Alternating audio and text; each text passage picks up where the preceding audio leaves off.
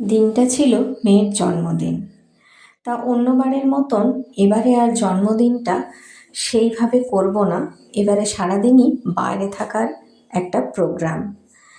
সেই জন্যই সকাল সকাল উঠে স্নান টান করে ঠাকুর প্রণাম করে এবং বাড়ির সবার বড়োদেরকে প্রণাম করে একটু পায়েস মিষ্টি খেয়ে সবাই মিলে বেরিয়ে পড়ব একটু বেড়াতে।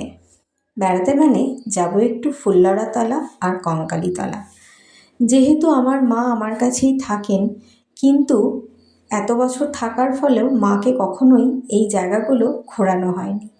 পৌঁছে গেছি আমরা ফুল্লরা মায়ের মন্দিরে, ফুল্লরাতলা।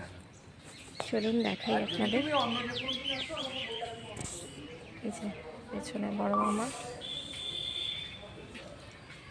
পরবর্তী ভিডিওতে ফুল্লরা মায়ের দর্শন আপনাদের